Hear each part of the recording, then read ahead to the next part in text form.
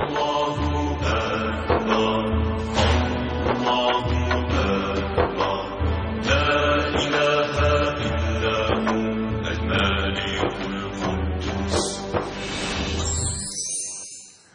اللہ الرحمن الرحیم ان اللہ وملائکتہ یصلون علی النبی یا ایھا الذین آمنوا صلوا علیہ وسلموا تسلیما اللہم صل علی سیدنا ونبینا وشفیعنا ومولانا محمد وعلی آل محمد وبارک وسلم۔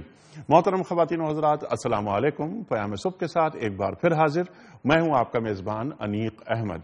خواتین و حضرات، انفاق، مسلسل گفتگو انفاق کے ذیل میں ہوئی اور انفاق کے تعلق سے جو قرآن کریم کی آیات ہیں رفتہ رفتہ ہم ایک ایک کر کے ان پر گفتگو کرتے رہے، اور انفاق، صدقات، خیرات اور اس سے پہلے زکوٰۃ، ان سب کو گفتگو میں لاتے رہے۔ اب رفتہ رفتہ بات آگے بڑھی اور پچھلے جو دو پروگرام ہم نے آپ کی خدمت میں پیش کیے وہ انفاق کی ضد یعنی سود کے تعلق سے قرآن کریم کیا فرما رہا ہے اس پر تفصیل سے گفتگو ہوئی۔ علامہ زاہد الراشدی صاحب اور مفتی ارشاد احمد اعجاز صاحب نے ہمیں تعلیم کیے بہت سارے نکات۔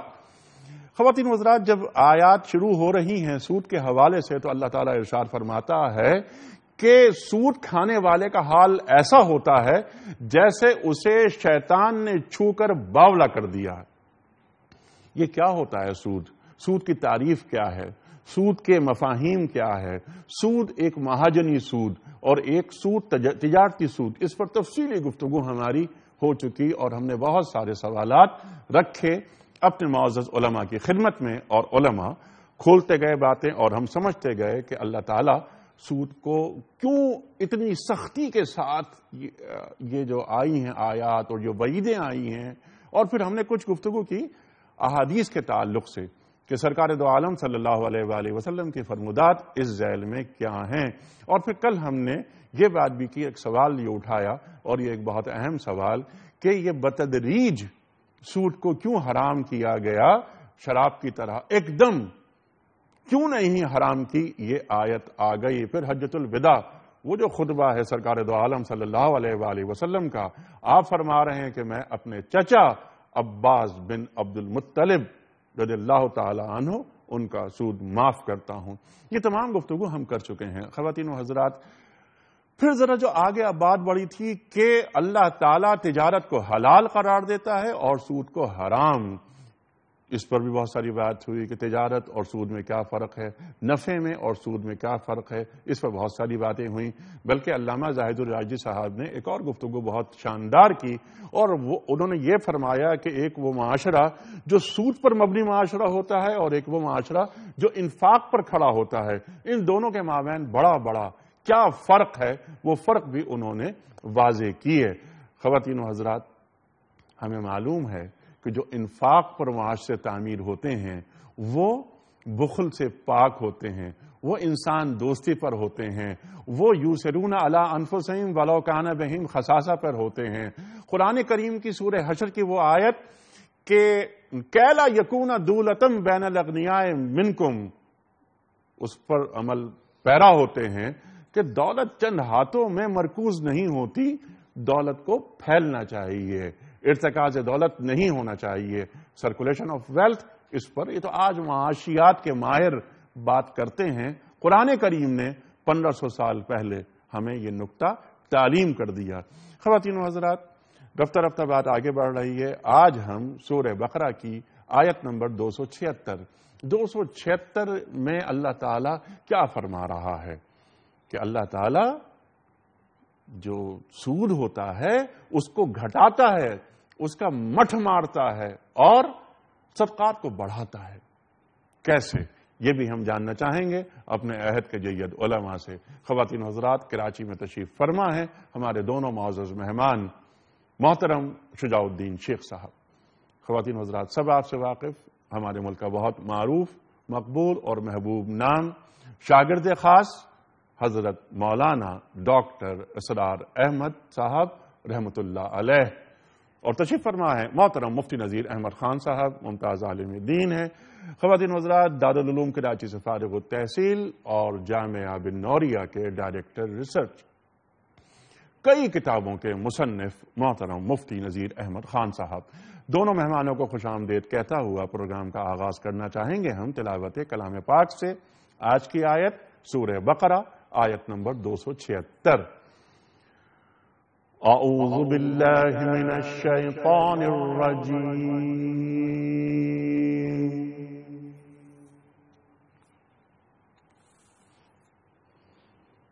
بسم اللہ الرحمن الرحیم،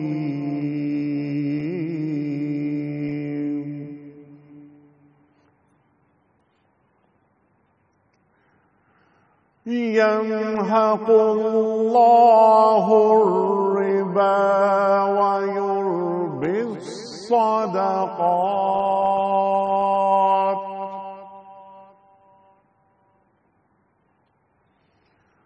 واللہ لا يحب كل كفار اثیم۔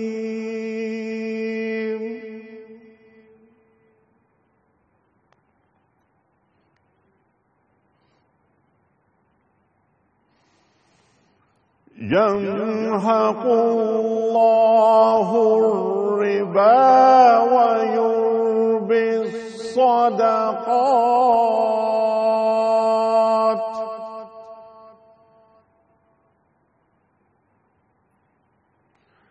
واللہ لا يحب كل كفار اثیم۔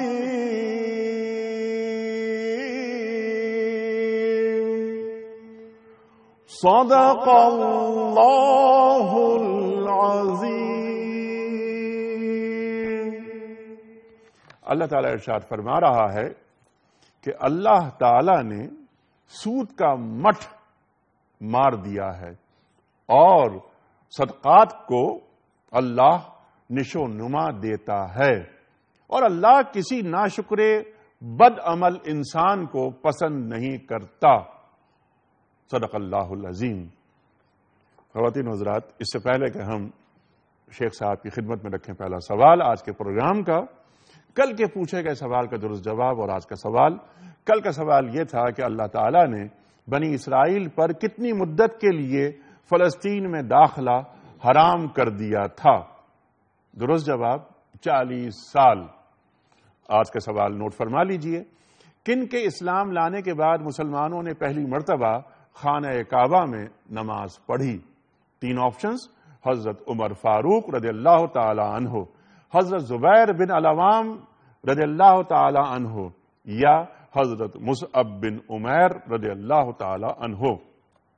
درست جواب روانہ فرمانے کے لیے ہمارے فون نمبرز 009221343000980 اور 981، ہمارا ای میل ایڈریس ps@dunyatv.tv اور ہمارا SMS کا نمبر 3031۔ خواتین حضرات، مولانا شجاع الدین شیخ صاحب سے آغاز کرتے ہیں۔ شیخ صاحب، تمام گفتگو یہ ہو رہی ہے جو مسلسل آگے بڑھ رہی ہے، اور ربا کے حوالے سے، سود کے حوالے سے بنیادی گفتگو ہم نے کل اور پرسوں 2 دن کی۔ اب آپ یہ فرمائیے کہ یہاں اللہ تعالیٰ ارشاد فرما رہا ہے کہ اللہ تعالیٰ سود کو گھٹا دیتا ہے اور صدقات کو بڑھا دیتا ہے۔ محسوس یہ ہوتا ہے عام طور پر کہ جو ہم دیتے ہیں زکوٰۃ، صدقات، انفاق، خیرات، تو ہمارا مال جاتا ہے ہمارے ہاتھ سے، ہماری جیب سے چلا جاتا ہے۔ اللہ تعالیٰ کہہ رہا ہے وہ تو بڑھ رہا ہے، اور جو سود کا مال آتا ہے ہمارے پاس، ہمارے بینک کا اکاؤنٹ بڑا ہوتا رہتا ہے، تو وہ گھٹ رہا ہے مال۔ تو یہ کیا نکتہ ہے؟ ارشاد۔ نحمدہ و نصلی علی رسولہ الکریم، اما بعد، بسم اللہ الرحمن الرحیم۔ سورۃ البقرہ کا ہم 38واں رکوع اس وقت سمجھ رہے ہیں۔ 2 رکوع بہت تفصیل سے ہم نے گفتگو کی۔ رکوع نمبر 36 اور 37 انفاق کا موضوع بہت وضاحت سے آیا، اور اب 38ویں رکوع میں ربا یعنی سود کی حرمت، اس کی شناعت، اس کی تباہ کاریوں کا تذکرہ آ رہا ہے۔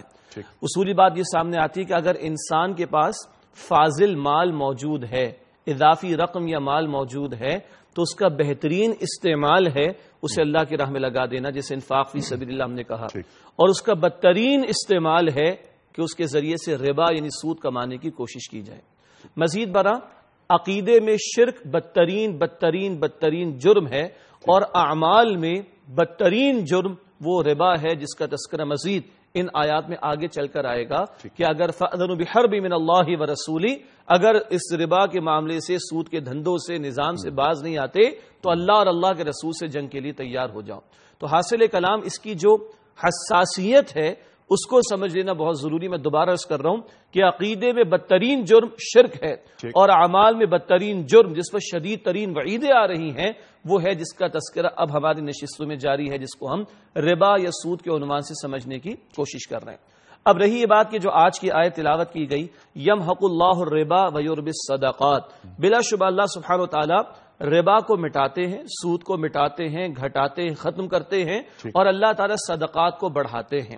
یقیناً اس کی اور تفصیلات ہیں جو کہیں قرآن حکیم میں ملتی ہیں، کئی احادیث مبارکہ میں۔ مثال کے طور پر رسول اکرم علیہ الصلوۃ والسلام فرماتے، ابن ماجہ کی روایت ہے کہ کبھی ایسا نہیں ہوتا کہ بندہ اللہ کی راہ میں مال خرچ کرے، صدقہ دے اور اس کا مال کم ہو جائے، اور کبھی ایسا نہیں ہوتا کہ بندہ مال سود پر لگائے اور وہ کمانے کی کوشش کرے سود کو اور اس کا مال کم نہ ہو جائے۔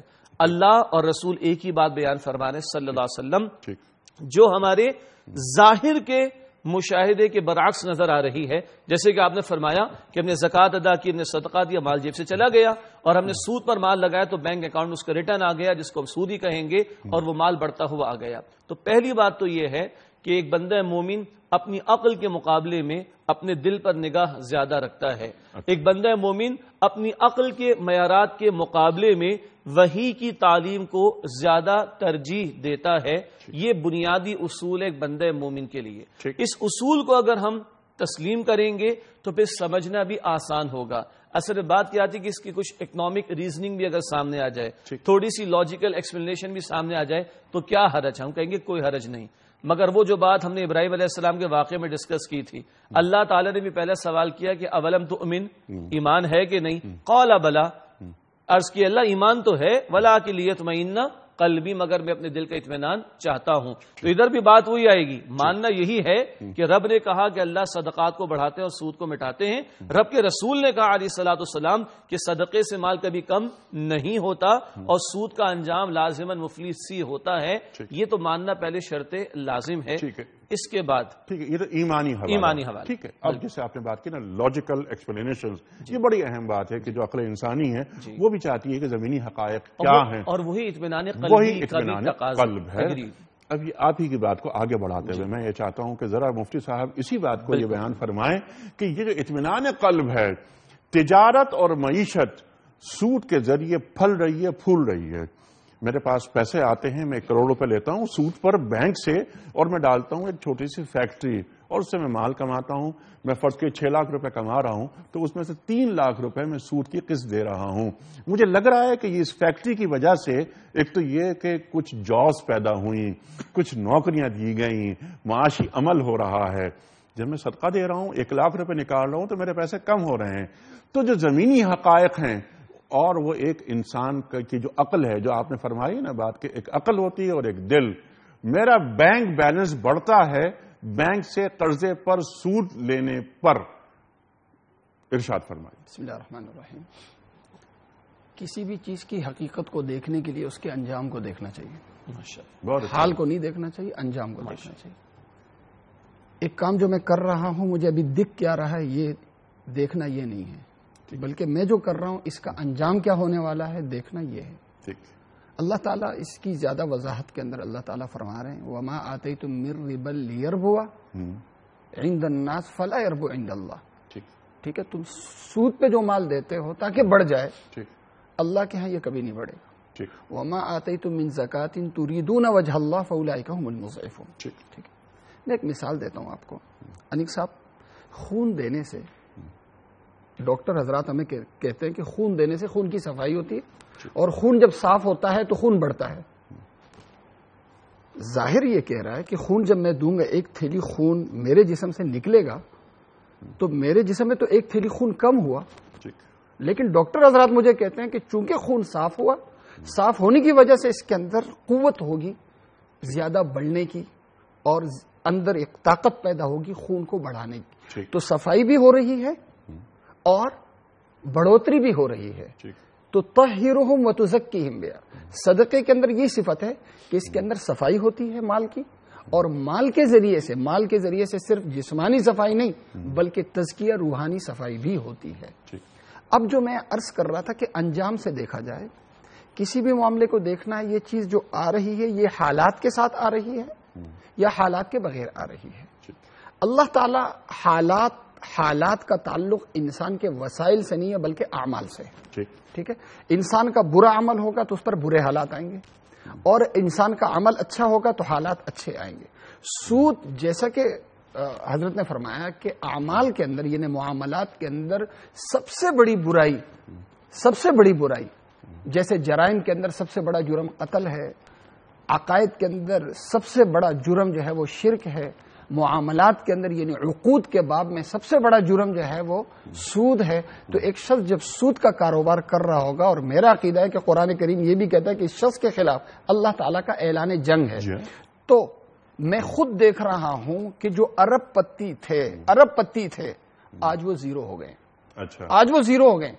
وہ اپنا انجام یوں ہی کہتے ہیں کہ ہم نے سود پہ پیسہ لیا تھا، سود پہ بڑی بڑی فیکٹریاں لگائی تھی، بڑا بڑا کاروبار شروع کیا تھا، خود بیماریوں کا شکار ہوئے، بچے بیماریوں کا حالات کا شکار ہوئے، آخر ہوا یہ کہ انجام کے لحاظ سے یہ ہو گئے زیرو، ٹھیک ہے؟ تو اللہ پیسہ آ رہا ہے لیکن حالات کے ساتھ آ رہا ہے۔ صدقات اور انفاق کے ذریعے جو انسان صدقہ دیتا ہے تو وہ اپنے مال کو صاف کرتا ہے۔ مال کی جب صفائی ہوتی ہے تو پھر جو مال آتا ہے وہ مبارک ہوتا ہے، صاف ہوتا ہے، اور صاف ہونے کی وجہ سے ایسے شخص کو پھر حالات کا سامنا نہیں ہوتا۔ ایک بڑی حالت جو اس وقت پوری دنیا کے اندر رائج ہے وہ امیر اور غریب میں جنگ، تو یہ جو اس وقت سب سے بڑا ہے وہ کیوں؟ اس لیے کہ غریب یہ سمجھ رہے ہیں کہ جو امیر ہیں وہ ہمارے حقوق پہ ڈاکہ ڈالے ہوئے ہیں، ٹھیک ہے؟ اب یہ جہاں لڑائی، لیکن اگر انفاق والی شکل ہو، انفاق کی صورت یہ ہے کہ جس طرح میں جو کما رہا ہوں اس میں میرے اہل و عیال کا جیسے پورا حصہ ہے، 2.5% کی حد تک میرے مال کے اندر غریبوں کا بھی حق ہے، اور اس کے علاوہ کفارے کی صورت میں، صدقہ فطر کی صورت میں، فدیوں کی صورت میں وغیرہ وغیرہ، یہ بھی میں غریبوں پہ لگا رہا ہوں۔ تو جو میرے محلے میں، میرے عزیز رشتہ داروں میں جو غریب ہوں گے، جب وہ کہیں گے کہ اس کی کمائی میں ہمارا بھی حق ہے، تو وہ اخلاقی لحاظ سے بھی عملی لحاظ سے جب مجھے ان کی ضرورت ہوگی وہ میرے ساتھ کھڑے ہوں گے۔ یہ حیثیت، یہ چیز یہ سود خوروں کو حاصل نہیں ہوتی۔ جی بہت اچھی بات ہے، اور ایک انسانی معاشرہ وجود پاتا ہے، یہ بہت دل سے قربت ہوتی ہے۔ اور جیسے آپ نے بہت اہم بات فرمائی کہ میں جب اپنے عزیزوں میں، رشتہ داروں میں، اہل محلہ میں، اپنے لوگوں میں جب میں صدقات دیتا ہوں، انفاق کرتا ہوں، تو میں ان میں بہت زیادہ مقبول ہو جاتا ہوں، بلکہ وہ پھر آگے آپ کی بات کو آگے بڑھاتے ہوئے کہ وہ لوگ پھر دعا کرتے ہیں میرے لیے، جب میں دعا کرتے ہیں میرے لیے تو میری عمر میں اضافہ ہوتا ہے۔ اس کے ساتھ ساتھ نیکی کرنے کی، صدقات کے تعلق سے جو ایک اپنے پہ اعتماد ہوتا ہے کہ اللہ تو نے مجھے صدقات دینے والوں میں رکھا ہے، تو میری ایک نفسیاتی پرورش ہوتی ہے، روحانی ترقی ہوتی ہے، اور ایک روحانی نشاط مجھے حاصل ہوتا ہے۔ یہ بھی بہت اہم بات ہے۔ جہاں ملنے کے مقابلے میں دینے پر خوشی ہوتی ہے، جی، جہاں بڑھنے کے مقابلے میں دینے پر خوشی ہوتی ہے، لیکن اور دینے کے تعلق سے دیکھیے کتنی اہم بات جو آپ دونوں حضرات نے بات فرمائی۔ میں آج جب یہ دیکھ رہا تھا پروگرام کے لیے تیاری کر رہا تھا تو ایک حدیث میرے سامنے آئی، فرمان رسول کریم صلی اللہ علیہ وآلہ وسلم۔ آپ فرما رہے ہیں کہ اللہ تعالیٰ صدقے کو قبول کرتا ہے اور اس کو اپنے داہنے ہاتھ سے لیتا ہے، اللہ اکبر، پھر وہ اس کی پرورش اس طرح کرتا ہے جس طرح تم میں سے کوئی اپنے بچڑے کی پرورش کرتا ہے، یہاں تک کہ تمہارا دیا ہوا ایک لقمہ اللہ کے ہاں احد پہاڑ کے مانند ہو جائے گا، یہ فرما رہے ہیں۔ اور یہ ایک لقمے اور ایک کھجور پر اللہ کے رسول فرما رہے علیہ الصلوۃ اللہ، ایک لقمہ ایک کھجور پر۔ بلکہ ایک اور حدیث مجھے یاد آئی، بخاری شریف میں ہے، اللہ کے رسول علیہ السلام فرماتے ہیں کہ ہر دن اللہ کے 2 فرشتے نازل ہوتے ہیں، ایک دعا کرتا ہے کہ اللہ جو تیری راہ میں دے رہا ہے تو اس کے مال میں اور اضافہ عطا فرما، اور اللہ جو بخیلی کر رہا ہے، جو کمی کر رہا ہے، جو روک رہا ہے، مال و معددہ جمع مال و معددہ، اللہ جو بچا کر رکھ رہا ہے تو اس کے مال کو تباہ اور برباد کر دے۔ میں یہاں پہ چاہ رہا ہوں کہ کچھ آپ کے سامنے فگرز رکھ دوں تاکہ اور اس حوالے سے ایک ذرا اطمینان قلبی والی کیفیت بڑھ جائے۔ میں کچھ سوچ رہا تھا تو کچھ کافی پرانی کچھ فیگرز میرے ذہن میں اس وقت اللہ نے یاد دہانی اس کی کرا دی. سوئٹزرلینڈ میں 1934 سے لے کر 1984 یا 35 سے 1985 تک 50 سال تک جو ایوریج انٹرسٹ ریٹ رہا وہ دنیا میں سب سے کم تھا. اسلام تو بالکل ہی ختم کرنے کی بات کر رہا ہے، مگر ہم یہ کہہ رہے ہیں کہ کافروں نے بھی اگر ہمارے دین کے کسی دیے ہوئے اصول پر عمل کیا تو دنیا میں بہرحال کچھ مل جائے گا ان کو. لوسٹ انٹرسٹ ریٹ رہا 2.34% سوئٹزرلینڈ میں 1935 سے لے کر 1985 تک. آپ کے علم میں ہے اسی دوران ریسیشن کا بھی ٹائم آیا تھا، لیکن دنیا میں اس وقت بھی جب بقیہ معیشتیں کرائسس کا شکار تھی، لوسٹ ان امپلائمنٹ ریٹ سوئٹزرلینڈ میں تھا، اور آپ کہیے کہ امپلائمنٹ کی اپارچونیٹی سب سے زیادہ سوئٹزرلینڈ میں تھی، پر کیپیٹا انکم سب سے زیادہ سوئٹزرلینڈ میں رہا. یہ وہ لوگ ہیں کہ ایک اس تعلیم پر حتی الامکان کوشش کی عمل کرنے کی، تو دنیا کی معیشتیں جب ڈوب رہی تھیں اس وقت بھی وہاں پر کیپیٹا انکم سب سے زیادہ تھی. اب آ جائیے 1988 میں. 1988 میں ہم نے یعنی ہماری گورنمنٹ آف پاکستان نے SAP اسٹرکچرل ایڈجسٹمنٹ پروگرام کے تحت بڑے فنڈز سود پر لینا شروع کیے IMF سے، ورلڈ بینک سے. نام تھا اسٹرکچرل ایڈجسٹمنٹ پروگرام. اس کے بعد تو ڈیزاسٹر ہی ہونا تھا. وہ آپ نے سوال کیا تھا نا کہ ایک بندہ کہتا ہے میں نے تو سود پر قرضہ لے کر فیکٹری لگائی ہے تو میں جابس بھی کریٹ کر رہا ہوں اور میں کچھ کما بھی رہا ہوں اور میں ریٹرن بیک بھی کر دوں گا، میں پے آف بھی کر دوں گا. اب آپ اس کو پوری ملکی سطح پر لے کر آ جائیے. 1988 میں ہم نے بھاری بھرکم سودی قرضے لینا شروع کیے، اور 1990 پھر 2000 پھر 2010 اور آج ہم بیٹھے 2014 میں. میرا خیال ہے کہ اس وقت جو ایک پاکستانی بچہ پیدا ہو رہا ہے وہ کم از کم 1 لاکھ روپے سے زیادہ کا مقروض ہے، اور اس وقت شاید یہ فکر چند ہزار بھی نہیں تھی.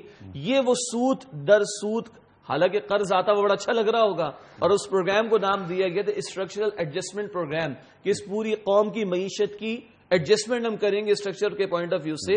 اور نتیجہ کیا نکلا کہ آج ہم شاید سودی قرضوں کی قسطوں کو ادا کرنے کے لیے اور سود لیتے ہیں، اور ہمارے بجٹ کا ایک میجر پورشن ڈیٹ سروسنگ کی نظر ہو جاتا ہے. تو کہاں وہ ایک ملک جو کافروں کا ہے اس نے lost income interest rate maintain رکھا تو کچھ دنیاوی برکات اس کو میسر آئی، اور کہاں ہم ہیں جو اسلام کے نام لیوا قرآن کے ماننے والے، اور انہوں نے حکومتی سطح پر اتنے بڑے بڑے بھاری قرضے لیے اس ملک کی تقدیر کو بدلنے کے لیے.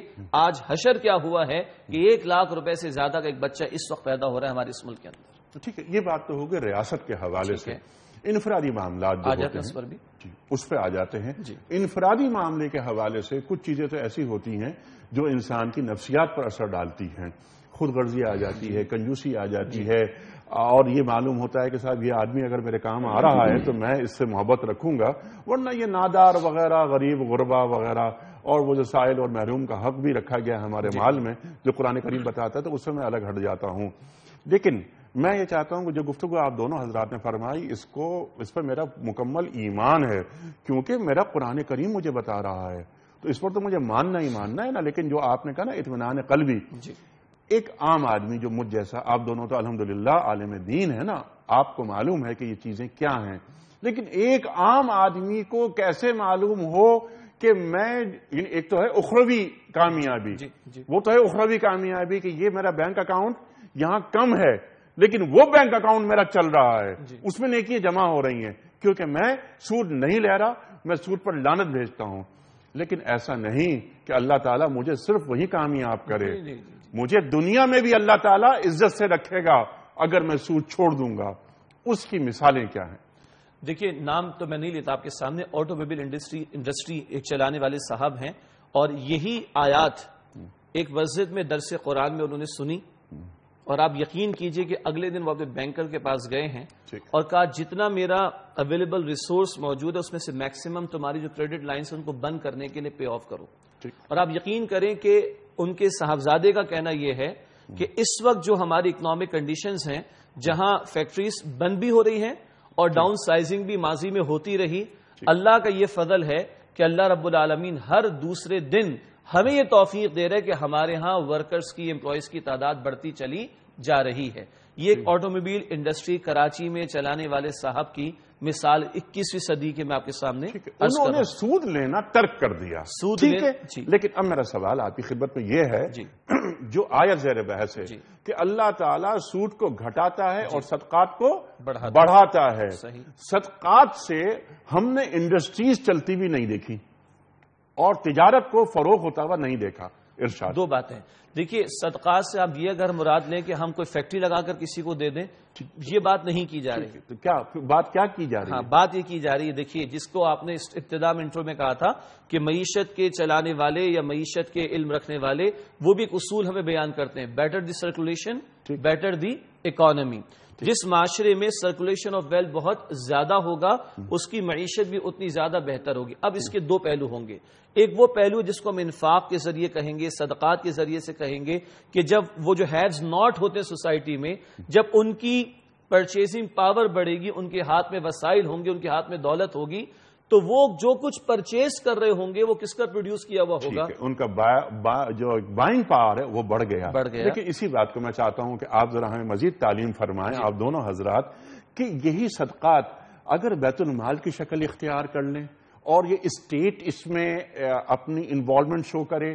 تیسری بات یہ کہ یہ تمام جو اصول بیان کیے جا رہے ہیں یہ ایک نظام کے متقاضی ہیں.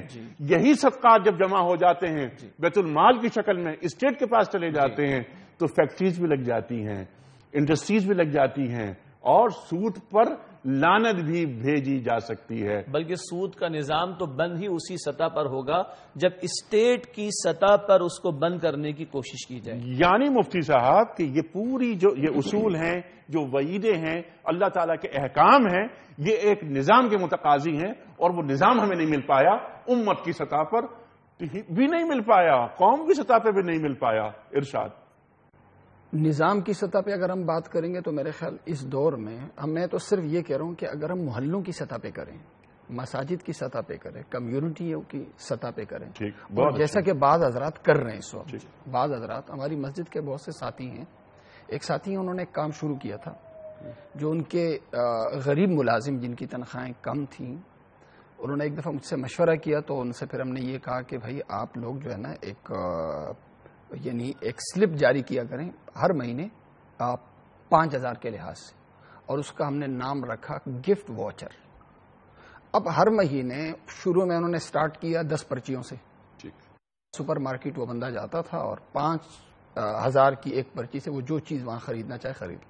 اب حضرت وہ بڑھتے بڑھتے اب وہ پرچیاں چند ماہ کے اندر 90 پرچیاں ہو گئی. یعنی 90 خاندانوں کی کفالت وہ ایک شخص اپنے دوستوں کے ذریعے سے کر رہا ہے. بہت اچھا. یہ تو وہ عمل ہے کہ جس کے ذریعے ہم ڈائریکٹ غربت کو ہٹ کر رہے ہیں. غربت کو ہٹ کر رہے ہیں. اسی طرح ایک الحمدللہ ہمارے ایک ساتھی کام کر رہے ہیں، وہ بھی ایک گروپ ہے. ان کا کام یہ ہے کہ یہ جو رکشے ہیں چائنا کے چینچی رکشے وہ ڈھونڈتے رہتے ہیں، کوئی غریب ملتا ہے تو ایک رکشہ دلا دیتے ہیں. غریب کو ایک رکشہ دلا دیا، لیکن اس انداز سے دلا دیتے ہیں کہ یہ بندہ بیچ نہ سکے. ٹھیک ہے. اور اس نہ بیچ سکنے کی صورت انہوں نے یہ رکھی ہے کہ وہ 100 میں سے اپنا 5% یا 10% وہ اپنا حصہ رکھتے ہیں جو زکوٰۃ کی مد میں نہیں ہوتا. ٹھیک ہے. اب جب وہ بیچے گا تو ظاہر ہے اس میں وہ پارٹنر کی رضامندی بھی ضروری ہے. تو وہ بیچ نہیں سکتا اور جتنا وہ کما رہا ہوتا ہے وہ ساری کمائی اس کی اپنی ہوتی ہے. ایسے بہت سے غریب آج اپنے پیروں پہ. اگر ہم نظام کا انتظار کریں گے نا، یہ قانون بنے گا اور سسٹم تبدیل ہوگا اور یہ ہوگا، بہت مشکل ہے. بہت اچھی بات. یعنی ہمیں اپنے لیول پر اس دن کا انتظار نہیں کرنا چاہیے کہ نظام بنے گا، ریاست اس میں انوالو ہوگی اور وغیرہ وغیرہ، پھر امت تک ہم بات جائے گی. ہونا تو یہی چاہیے، آئیڈیلی یہی ہونا چاہیے. لیکن جس طرح آپ کی مسجد میں یہ ہوا ایسا ہی ہو. لاہور میں ایک صاحب ہیں، انہوں نے اخوت نام کا ادارہ بنایا ہے. ڈاکٹر امجد ثاقب صاحب اربوں روپے وہ لوگوں کو دے رہے ہیں. اس سے ایک اور فائدہ یہ ہو رہا ہے شیخ صاحب، جو آپ اشارہ فرما رہے تھے کہ انہوں نے کیا کیا کہ جو صدقات لینے والے ہاتھ تھے نا، اب وہ صدقات دینے والے ہاتھ ہو گئے ہیں. اسی طرح صدقے کی ربوبیت ہو رہی ہے. بلکہ یعنی لینے والے کم اور دینے والے بڑھیں گے، دینے والے بڑھیں گے، اور یہی صدقات جب جمع ہو جائیں گے کسی ایک جگہ اربوں روپے، تو وہ جو ایک ان امپلائمنٹ جو ہوتی ہے اس کو ختم کیا جا رہا ہے۔ اس میں ایک اور بات ایڈ کروں، دیکھیے نبی اکرم علیہ الصلوۃ والسلام کو بہت مشہور واقعہ ہے، صحابی تشریف لاتے ہیں، اپنے گھر کے فاقے کا ذکر فرماتے ہیں، آپ ان کے برتن منگواتے ہیں، اس کو سیل آؤٹ کرتے ہیں، کچھ رقم ہاتھ آتی ہے تو کچھ رقم کھانے کے لیے دیتے ہیں، بقیہ سے آپ جو ہے ان کو کہتے ہیں کہ تم لکڑی کاٹنے کا سلسلہ شروع کرو۔ 15 دن کے بعد غالباً آ کے وہ بتاتے ہیں کہ یا رسول اللہ اب میرے پاس اتنا ہو گیا کہ میں لوگوں کو دینے والا بن گیا ہوں۔ اب جو اخوت فاؤنڈیشن کی بات کی، اسی طرح ایک ہنر فاؤنڈیشن ہے، امن فاؤنڈیشن ہے، کچھ اچھے پروجیکٹس یہ شروع ہوئے کہ لوگوں کو ہنر دیا جائے، یا لوگوں کو انٹرسٹ بیسڈ نہیں، زیرو انٹرسٹ بیسڈ قرضے فراہم کیے جائیں، اور ان میں سے بعض کی جو ریکوری کا ریشو ہے وہ بہت زبردست ہے۔ یعنی اس قوم میں بہرحال اب بھی خودداری کہیں موجود ہے، اب بھی اگر واقعتاً کسی کے سر پر ہم ہاتھ رکھ سکیں اور اس کے ساتھ شفقت کا مظاہرہ کر سکے اور اس کو اس کے پیروں پر کھڑا ہونے کا درس دے کر، خودداری کا درس دے کر اس کو کسی درجے میں کھڑا کر سکے، تو یہی اخوت فاؤنڈیشن کی جو آپ نے بات کی تھی، ان کا ریکوری بھی 90% پلس پہ پہنچا ہوا ہے، جو لوگ واپس کر رہے ہیں۔ قیام صبح میں اس پروگرام میں تشریف لائے اخوت فاؤنڈیشن کے سربراہ ڈاکٹر امجد ثاقب صاحب، وہ یہیں بیٹھے ہوئے تھے، انہوں نے فرمایا 99% ریکوری کا ریشو ہے، 99۔ تو اس قوم پہ اعتماد کرنا چاہیے اور اس کو اپارچونیٹیز ہمیں پرووائڈ کرنی چاہیے۔ تاہم ایک فرد بھی شروع کر سکتا ہے، ایک مسجد کے افراد بھی شروع کر سکتے ہیں، ایک ادارے کے کچھ لوگ بھی شروع کر سکتے ہیں۔ یہ امن فاؤنڈیشن کیا ہے؟ کراچی کے ایک معروف ادارے کے اسٹوڈنٹس جو باہر سیٹل ہو چکے ہیں، اب وہ ری پے کر رہے ہیں اپنی اس قوم کو، اور انہوں نے مل کر یہ امن فاؤنڈیشن کا ادارہ جو ہے وہ قائم کیا ہے۔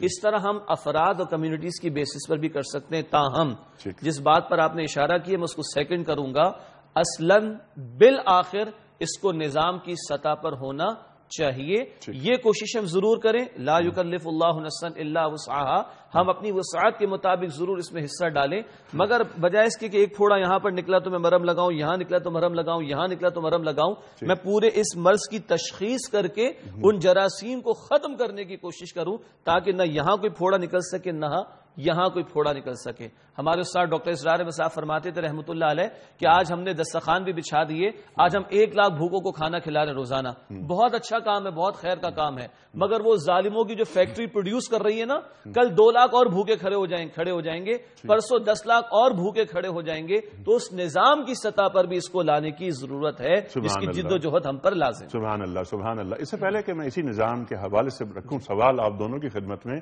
کہ وہ ایک نظام جو اس وقت رائج ہے، یعنی سرمایہ دارانہ نظام، اس کی موجودگی میں کیا یہ صدقات کا نظام، انفاق کا نظام یہ سانس لے سکتا ہے؟ ہاں لے سکتا ہے، لیکن اس سے پہلے کہ میں، کیونکہ ایک بڑا سوال ہے، اس سے پہلے میں ایک بات مفتی صاحب سے پوچھنا چاہوں گا۔ مفتی صاحب، جیسے کہ آپ نے ارشاد فرمایا کہ ایک واؤچرز وغیرہ رکھوا دیے گئے صدقات کے لیے، کہ صدقات دے دیے گئے اور وہ غریب خاندان 90 خاندان اس سے استفادہ کر رہے ہیں۔ آپ ہی کی اس بات کو آگے بڑھاتے ہوئے ایک بات یہ کہ ہمارے پاس بہت سارے غریب لوگ ایسے ہوتے ہیں جو اپنا علاج نہیں کرا سکتے، اچانک ایکسیڈنٹ ہو جاتا ہے، ہارٹ اٹیک ہو جاتا ہے، پرائیویٹ ہاسپٹل میں جائیں تو 3، 4، 5 لاکھ روپے وہ ایڈوانس میں رکھتے ہیں، تب جا کر اس کی جان بچائی جا سکتی ہے، ایک احتمال ہے جان بچنے کا۔ سرکاری ہاسپٹلز ہم اور آپ جانتے ہیں ان کے معاملات کیا ہیں۔ کیا ہم اپنے صدقات کو جمع کر کے ہاسپٹلز میں، جو بڑے ہاسپٹلز ہیں، جو پرائیویٹ ہاسپٹلز ہیں، وہاں یہ رقم نہیں رکھی جا سکتی کہ جناب والا کوئی غریب آدمی ایسا آئے جسے ہارٹ اٹیک ہو گیا، رات کو 3 بجے اس کی بیوی اسے لے کر آ رہی ہے اور وہ کہہ رہی ہے کہ پیسے تو میرے پاس نہیں ہے، تمہارے پاس پیسے نہیں ہیں تو تمہارے لیے یہ فنڈ موجود ہے، اس فنڈ سے تمہارے ہارٹ اٹیک زدہ شوہر کا علاج ہوگا۔ کیا دین اجازت دیتا ہے اس کی؟ دین اس کی اجازت دیتا ہے، لیکن ظاہر ہے کہ جیسے پہلے ہم نے انفاق کے اندر بھی عرض کیا تھا کہ ہمارے ہاں ہر چیز میں نقالی ہے، ہر چیز میں نقالی ہے۔ ہم انسانیت کی خدمت کا انداز وہ اختیار کرنا چاہتے ہیں جو اس وقت مغرب اختیار کیا ہوا ہے، ٹھیک ہے۔ ہم انفاق کے اصولوں کے بھی پابند ہیں اور اس کے جو لگانے کا عمل ہے اس میں بھی اصولوں کے ہم پابند ہیں۔ تو اس میں یہ کہ اب ہاسپٹل لگانا ہے، دین اس کی زبردست حوصلہ افزائی کرتا ہے، لیکن یہاں نقالی کی بات عرض کر رہا ہوں۔ ایک تو یہ کہ آپ لوگوں سے زکوٰۃ لے رہے ہیں اور زکوٰۃ سے آپ ہاسپٹل بنا رہے ہیں، یہ ایک طریقہ ہے۔ ایک طریقہ یہ کہ آپ ٹرسٹ بنائیں، آپ ایک ٹرسٹ بنائیں اور وہ ٹرسٹ یہ غریبوں کا ہوگا نمائندہ، ٹرسٹ غریبوں کا نمائندہ ہوگا۔ اب نمائندہ ہونے کی حیثیت سے اب جمع کریں آپ صدقات خیرات، اور اس کے اندر مدات، مختلف مدات مقرر کریں۔ ان مدات کے حساب سے جو غریب ہے، سید بھی آئے گا اس میں، غریب بھی آئے گا اس میں، مالدار بھی آئے گا، پھر ہر ایک کے لیے کیٹیگری ہو۔ اب مالدار ہے اور وہ ایسا ہے کہ اس کو زکوٰۃ کا مستحق تو نہیں ہے لیکن ہدیہ کا مستحق ہے، تو اس میں بہت سے ہدایہ بھی آتے ہیں، اور اس وقت بعض ہاسپٹل اس میں کام کر رہے ہیں الحمدللہ۔ تو اس میں مدات کا تعین ہو، مدات کے تعین کے ساتھ پھر ایک ٹرسٹ ہو، وہ ٹرسٹ غریبوں کا نمائندہ ہو۔ اب جب وہ صدقات آئیں گے تو غریبوں کے مفاد میں علاج معالجے پہ بھی خرچ ہوگا، ٹھیک ہے، ان کے جو رہائش اور بستر وغیرہ ان پہ بھی خرچ ہوگا، تعمیر پہ بھی خرچ ہوگا۔ ٹرسٹ ان ہاسپٹل سے ایک رابطہ قائم کرے کہ رات کو اچانک ایمرجنسی میں کوئی مریض آتا ہے، نہیں وہ ٹرسٹ انہی کا ہوگا، ہاسپٹل والوں کا ہی ہوگا۔ نہیں، اس کے ساتھ ساتھ وہ اگر وہ منزل ابھی نہیں آئی، یہاں کے جو بڑے ہاسپٹلز ہیں، 3-4 بڑے نام ہیں کراچی کے بڑے ہاسپٹلز، وہاں پر وہ رقم اس ٹرسٹ کی جانب سے موجود ہے، تو کیا اسے فی الوقت ہم استعمال نہیں کر سکتے؟ اس طریقے سے کر سکتے ہیں۔ اور آئیڈیلی تو وہی ہونا چاہیے جو آپ فرما رہے ہیں کہ ٹرسٹ بنے اور اس کا علاج ہو، بلکہ بیت المال بنے ہوئے ٹرسٹ بنے ہوئے ہیں۔ میمن ہاسپٹل ہے، جیسے میں ایک مثال دے رہا ہوں، اور بھی ہاسپٹل ٹرسٹ بنا ہوا ہے، ٹرسٹ کے تحت یہ ہاسپٹل چل رہا ہے۔ میرے کہنے کا جو مقصد ہے وہ یہ ہے کہ اس وقت خدمت ہو رہی ہے، لیکن جو لینے اور لگانے کا عمل ہے وہ اندھیر نگری کے ساتھ، اس کے ہم خلاف ہیں کہ یہ جو آپ کر رہے ہیں کام وہ اصولوں کے تحت۔ اب جیسے میمن ہاسپٹل کی میں نے مثال دی، ایک ٹرسٹ بنا ہوا ہے، وہ لوگ لے رہے ہیں اور مدات کے ذریعے سے پھر لوگوں پہ خرچ بھی کر رہے ہیں، اور علماء کرام رہنمائی کے لیے موجود ہیں، ہم سے رابطہ کرتے ہیں، کہ جی یہ مریض ہے، یہ اس کی پوزیشن ہے، کیا علماء کی رہنمائی میں دینی اصولوں کی پابندی کے ساتھ بہت سے ٹرسٹ قائم ہیں اور انہوں نے ہاسپٹل بنائے ہوئے اور اس وقت چلا رہے ہیں۔ اس انداز سے کام ہونا چاہیے۔ دیکھیے اس میں مطلب بالکل کلیئر ہے معاملہ۔ نمبر 1، زکوٰۃ، صدقات، ہدایہ مستحق مریضوں کے لیے استعمال ہو سکتے ہیں اور ہونے چاہیے اور ہو بھی رہے ہیں۔ تاہم جو بات اہم ہے، کیونکہ زکوٰۃ کا معاملہ بڑا حساس نوعیت کا، فرض ہے کہ وہ علماء کی رہنمائی کے ساتھ ہو۔ اب اگر میمن ہاسپٹل کی انہوں نے مثال دی، انڈس بھی ہے، SIUT بھی ہے، اور بھی ادارے، یہ اچھا ایک ٹرینڈ آ رہا ہے، میں خود واقف ہوں، آپ بھی واقف ہیں، کہ اب یہ حضرات بھی علماء سے رابطہ رکھتے ہیں تاکہ دینی فریضہ دین والوں کی رہنمائی میں انجام دیا جائے، زیادہ بہتر ہے۔ لیکن یہ بات کہ زکوٰۃ اور صدقات استعمال ہو سکتے ہیں، بالکل ہو سکتے ہیں، مستحقین کے لیے علاج کے لیے استعمال ہو سکتے ہیں، ہونے بھی چاہیے، ہو بھی رہے ہیں۔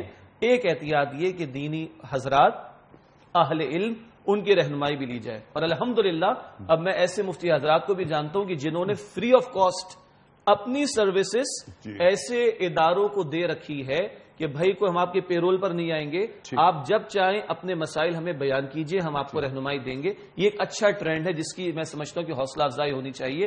اور آج میرا خیال ہے ہمارے اس پروگرام میں ہم 5-6 اداروں کے نام لے چکے ہیں، تو اس کا مقصد انڈس ہاسپٹل میں یہ نہیں ہے کہ صرف غریبوں کا علاج ہوتا ہے، مالداروں کا بھی ہوتا ہے، مالداروں کا بھی ہوتا ہے۔ اور یہ وہ ہے کہ جہاں یعنی پورا کام جو ہوتا ہے وہ یعنی پیسے کا لین دین بالکل وہاں نہیں ہے، وہاں صرف پرچیاں ہیں۔ آپ کوئی مالدار جائے گا اس سے کہ جی آپ جو مستحق نہیں ہوتا ان کو بھی پرچی ملتی ہے، ان کا بھی پورا علاج ہوتا ہے۔ اچھا، پھر ایک ہاسپٹلوں میں ایک مصیبت یہ بھی ہے کہ مالداروں کے لیے جو علاج کا معیار ہے وہ الگ، غریبوں کے لیے علاج کا معیار الگ، یہ بھی غلط ہے۔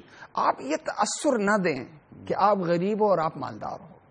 عزت اور احترام کا معیار وہ جو جیسے وہ آیت ہے نا کہ تم جو عزت کے ساتھ بات کرو یہ زیادہ بہتر ہے بنسبت اس صدقے کے کہ جس کے ذریعے سے غریب کو اذیت ملے۔ تو کمتری کا غریب کو احساس دینا یہ بھی غلط ہے۔ تو بعض ہاسپٹلوں کے اندر مدات ضرور مقرر ہیں، لیکن غریب کو غریب کے ساتھ اور امیر کو امیر والے انداز کے ساتھ ملنا، یہ بات الحمدللہ مجھے خوشی ہے کہ بعض ہاسپٹلوں کے اندر جب غریب جاتا ہے تو اس کو بھی ویسے ہی احترام ملتا ہے جیسے ایک مالدار کو اس کے جانے۔ چند ہاسپٹلز کا یہاں پر نام لیا گیا اور خاص طور پہ یہاں پر آپ نے انڈس کی بات کی، اخوت کی ہم نے بات کی جو لاہور میں ہے، امجد ثاقب وہ یہ کام کر رہے ہیں، ڈاکٹر عبد الباری SIUT میں خود انگیج رہا ہوں اپنے والد صاحب کے علاج اور کچھ اور حوالوں سے۔ اس سے میں بتا رہا ہوں جو بات آئی تھی جو آ رہا ہے اس کو ایکولی ٹریٹ کیا جائے۔ الحمدللہ یہ بھی ایک پازیٹو بات نظر آ رہی۔ بے شک یہ مثالیں کم ہوں گی مگر اس قوم کو ہمیں پازیٹو میسج بھی دینا چاہیے اور دینا ہے تاکہ ہمارے اندر کوئی رجحان خیر کی طرف بڑھنے کا مزید بڑھ سکے. اب یہ بات جو ایک نقطہ سے پہلے کی بات جو آپ فرما چکے ہیں میں چاہتا ہوں ذرا اس پر گفتگو آپ فرمائیے. آپ کی ہے آپ نے فرمایا کہ ہم مغرب کی نقالی کرتے ہیں. یہ جو معاملہ ہے جیسے آپ دونوں حضرات نے فرمایا نا کہ جو بھی شخص جا رہا ہے ہاسپٹل اس کو برابری کی بنیاد پر اس کا علاج ہو. یہ ہم نے دیکھا ہے مغرب میں. پاکستان میں ہمیں کم نظر آتا ہے بلکہ نظر ہی نہیں آتا. تقریباً 1 کروڑ روپے بھی خرچ اگر ہو رہے ہوں کسی ایک آدمی پر جس کا کوئی جاننے والا نہیں ہے تو مغرب میں ایسا سسٹم بن چکا ہے کہ وہ اس کا علاج کرے گا. تو ہم نقالی اگر ان کی کریں, اگر جس طرح آپ نے فرمایا کہ کسی میں فرق نہیں ہونا چاہیے, تو نقالی کیا ہوئی؟ نقالی کیا عرض کر رہا ہوں. قرآن کریم کی آیت ہے اجعلتم سقایۃ الحاج و عمارت المسجد الحرام کمن آمن باللہ والیوم الآخر وجاہد فی سبیل اللہ. مشرکین مکہ ایک بہت اچھا کام کرتے تھے. مسجد اللہ کے گھر کو تعمیر کرنا, اس کی صفائی رکھنا, ٹھیک ہے, جو عمرے کے لیے اور حج کے لیے آنے والے ان کی بھی خدمت کرنا اور برابری کے ساتھ خدمت کرنا. ٹھیک. قرآن کہتا ہے کہ یہ جو کچھ تم کر رہے ہو اس پہ تمہیں کچھ ملنے والا نہیں ہے. ٹھیک. کیوں؟ اس لیے کہ تم یہ خدمت کر رہے ہو شاید عقل کی نظر میں روایتی طریقے سے تو یہ ٹھیک ہو, لیکن چونکہ یہ جو اللہ تعالیٰ کا دیا ہوا سسٹم ہے چونکہ اس کی پابندی نہیں ہو رہی, یعنی اس کے لیے ایمان ضروری ہے اور اس کے لیے اتباع دین ضروری ہے, اس کی پابندی نہیں ہو رہی, لہذا یہ سب بیکار. اب عرض کر رہا ہوں, دیکھیں مغرب جو کر رہا ہے وہ اپنے روایتی طریقے سے جو خدمت کر رہا ہے ہم اس کی حوصلہ افزائی کریں گے, تعریف کریں گے, وہ بہت اچھا کام کر رہے ہیں. ٹھیک ہے, اور جب تک یہ ان میں کام ہو, یہ اخلاقی اگر ان میں یہ خوبی موجود ہے تو وہ ترقی کریں گے, اس لیے کہ اللہ تعالیٰ خوبی کی بنیاد پہ دنیاوی ترقی کافروں کو بھی دیتا. لیکن بحیثیت مسلمان کے میں جو بھی کام کروں گا تو میں کام کروں گا دینی اصولوں کی پابندی کے ساتھ. ٹھیک ہے, دینی اصولوں کی پابندی. معبود کو خوش کرنا مقصود ہے. اب عرض کر رہا ہوں, وہ تو بالکل درست. اب عرض کر رہا ہوں, ان کے ہاں کوئی بھی یعنی چیریٹی کے نام سے کوئی بھی چیز جاتی ہے, زکوٰۃ ہے, صدقات ہیں, ہدایہ ہیں, ایک غیر مسلم اس میں فرق نہیں کرتا, بلکہ ایک غیر مسلم یہ دیکھتا کہ یہ چیزیں آ رہی ہیں لہٰذا برابری کی بنیاد پہ سب پہ خرچ ہو. ٹھیک ہے صاحب, یہ تو ایمانیات کے معاملے ہیں نا. یہ ابھی تو ہم ایمانیات کے معاملے جیسے بھی بات یہ ہوئی کہ ایک دنیاوی فوائد ایک اخروی فوائد, وہ تو ہم دوسری بات کرتے ہیں کہ صدقات کہاں پہ بلند ہوں گے, کہاں اوپر جائیں گے اور کہاں ان کی پرورش ہوگی. لیکن مغرب, کیا ضروری ہے کہ مغرب کا ہر عمل ہی برا ہو؟ یہ جو آپ نے بات کی نا, یہ تو جو خوبیاں ہیں مغرب کی وہ بھی لے لینی چاہیے ہمیں کہ ہاں وہاں جو ویلفیئر اسٹیٹ سسٹم ہے. میری جو بات ہے, میں جو عرض کر رہا ہوں آپ اس کو سمجھنے کی کوشش کریں. آپ اسے ایمانیات پہ لا رہے ہیں. نہیں, میں یہ عرض کر رہا ہوں کہ اس وقت یہاں پہ چونکہ وہاں تمیز نہیں رکھی جا رہی, زکوٰۃ میں, صدقات میں, خیرات میں تمیز نہیں رکھی جا رہی, انہی کی نقالی کر کے یہاں بھی تمیز نہیں رکھی جا رہی. بعض اداروں میں یہ سسٹم ہے. میں یہ عرض کر رہا ہوں قرآن کریم کی جو آیت ہے واللہ فضل بعضکم علی بعض فی الرزق فما الذین فضلوا براد رزقہم علی ما ملکت ایمانہم فہم فیہ سواء. اللہ تعالیٰ نے جنہیں مال دیا ہے اور جو غریب ہیں ان پہ خرچ کریں, جب وہ خرچ کریں گے تو ان کا لیول آ جائے گا برابر. ٹھیک ہے. اب میرا جو اس وقت کہنا ہے کہ برابری ہونی چاہیے, مغرب میں ہو رہا ہے تو میں انکریج کرتا ہوں, میں حوصلہ افزائی کرتا ہوں کہ دین کی ایک خوبی آج انہوں نے اختیار کی ہوئی اور ہم نے وہ خوبی چھوڑی ہوئی ہے, یہ چیز ہم میں ہونی چاہیے. ٹھیک ہے. لیکن اس وقت جو میں بات عرض کر رہا ہوں وہ یہ کر رہا ہوں کہ یہاں ہمارے ہاں جو بھی چیزیں آتی ہیں ہمیں یہ پہلے یہ پوچھنا ہے کہ بھائی آپ جو چیز دے رہے ہیں یہ کس مد میں دے رہے ہیں, زکوٰۃ کی مد میں دے رہے ہیں, صدقات کی مد میں دے رہے ہیں. ٹھیک ہے. ان باتوں کی ہو پابندی. ٹھیک ہے, ان باتوں کی پابندی ہو. اور پھر جو معاملہ ہے صدقات جیسے بات فرمائی نا, اس پہ تو بات ہو چکی ہے. مستحقین, مفتی ابھیشیک صاحب نے بات فرمائی نا کہ بعض علماء فری آف کاسٹ اپنی سروسز بھی دے رہے ہیں. آپ جیسے لوگ, میں بھی جانتا ہوں, میں یہاں نام نہیں لینا چاہتا ہوں ان مفتیان عظام کے, وہ یہاں پہ عام صبح میں بھی تشریف لاتے ہیں, میں ان سے واقف ہوں ذاتی طور پر. ان کے لیے ہم پاس پروگرام بھی انہوں نے فری میں یہ سروسز دی ہیں اپنی. لیکن میرا کہنے کا مقصد صرف اتنا ہے کہ کیا یہ ضروری ہے کہ مغرب جو بھی کام کر رہا ہو وہ غلط کرتا ہے؟ ایسا نہیں ہے, ایسا نہیں ہے. اگر آپ اجازت ارشاد. دیکھیے دو پہلو ہو گئے. ایک ہمارے ہاں ہماری جو وسائل ہیں زکوٰۃ صدقات اس کے استعمال میں احتیاط مفتی صاحب نے بڑی وضاحت فرما دی الحمدللہ. اب بات آئی کہ مغرب میں کچھ، تو میں عرض کر دوں کہ رسالت مآب علیہ الصلوۃ والسلام کی تشریف لانے کے بعد قیامت تک اگر کہیں کوئی خیر ہے، اگر کہیں کوئی خوبی ہے تو وہ رسالت کی برکت سے ہی ہے. سبحان اللہ. ایک بات ہو گئی. دوسری بات یہ کہ آپ نے ابھی ویلفیئر اسٹیٹ کی بات کی. ہم جانتے ہیں آج بھی بات ہو رہی ہے ہمارے ملک میں بھی سوشل ویلفیئر ہونی چاہیے، ویلفیئر اسٹیٹ ہونی چاہیے. اسکینڈینیوین کنٹریز فوراً ہمارے ذہن میں آ جاتی ہیں. او بھائی نقالی ہم نے ان کی نہیں کرنی، وہ بیچارے مجبور ہیں کہ ہماری نقالی کریں. انہیں کہنا پڑا وی آر فالوئنگ دا عمرز لا، ہم عمر فاروق رضی اللہ تعالیٰ عنہ کے قانون کی پیروی کر رہے ہیں. کچھ برکتیں ان کو مل رہی ہیں، دنیا ہی میں مل رہی ہیں. ٹھیک ہے، مسئلہ ہمارا ہو گیا کہ جو ہمیں دنیا کے سامنے پریزنٹ کرنا تھا اس میں سے کچھ، کل نہیں کچھ وہ اگر اختیار کر رہے ہیں تو وہ ان کی مجبوری ہے کہ اب خیر اگر دنیا کو قیامت تک ملے گا تو وہ رسالت مآب کے فیض سے ہی ملے گا صلی اللہ علیہ وسلم. تو ہم یہ کہہ رہے ہیں کہ آج کچھ تھوڑا سا خیر ان کے پاس اگر ہے تو وہ بھی اسی رسالت کی برکت کی وجہ سے ہوگا جو اصلاً ہمارا سرمایہ ہے. سبحان اللہ سبحان اللہ. حکمت کی بات مومن کی گمشدہ میراث ہے. اور حضرت علی فرماتے ہیں کرم اللہ وجہہ کہ اگر حکمت منافق سے ملے تب بھی لے لو، کیونکہ تو ہماری میراث ہے نا یہ وہاں کیا کر رہی ہے. اور آپ نے یہ بہت اچھی بات فرمائی کہ مغرب جو کچھ کر رہا ہے اور جو ویلفیئر اسٹیٹ کا تصور ہے یہ کہاں سے تصورات گئے، یہ یہیں سے گئے ہیں. ہم نے بھی تفصیل سے گفتگو کی کہ انتفاع اور اتباع. جی ہاں جی ہاں. انتفاع مفتی صاحب عین شریعت ہے جی اور اتباع خلاف شریعت ہے. آپ انتفاع ضرور کریں، اتباع یعنی نقالی نہ کریں. جی بالکل نقالی نہ کریں، لیکن اگر مغرب کوئی اچھا کام کر رہا ہے. حدیث پاک ہے بخاری اور مسلم کی حدیث ہے، حدثوا عن بنی اسرائیل ولا حرج. بنی اسرائیل یعنی یہود سے کوئی اچھی چیز ملے تو وہ نقل کرو، اس میں کوئی حرج نہیں. اور سیدنا علی فرماتے رضی اللہ عنہ خذ ما صفا دع ما قدر، اچھا ہے خیر ہے لے لو، شر ہے برا ہے اس کو چھوڑ دو. اس کو اور یہی گفتگو مسلسل آ رہی ہے اور ہمارے بڑے بڑے جو اسکالرز ہیں انہوں نے یہی گفتگو، اس کا معیار یہ سامنے رکھا ہے فرقان. یہ بتائے گا کیا خیر ہے کیا شر ہے، اس کی کسوٹی لے کے جو خیر ہے وہ لے لو، جو شر ثابت اس کو چھوڑ دو. بالکل ٹھیک ہے. آج کی جو آیت اس کا مغز یہ ہے کہ صدقات اللہ تعالیٰ بڑھاتا ہے اور سود کو گھٹاتا ہے.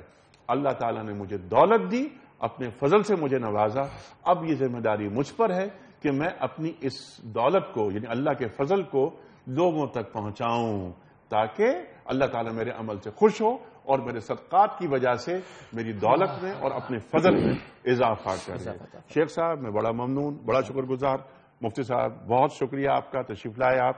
خواتین و حضرات آج یہ سورہ بقرہ کی آیت نمبر 276 اپنے اختتام کو پہنچ رہی ہے. انشاءاللہ تعالی ہم جو کل رکھیں گے آیت بہت اہم آیت ہے جس میں اللہ تعالیٰ ارشاد فرما رہا ہے کہ یہ سود تو حرام کر دیا گیا.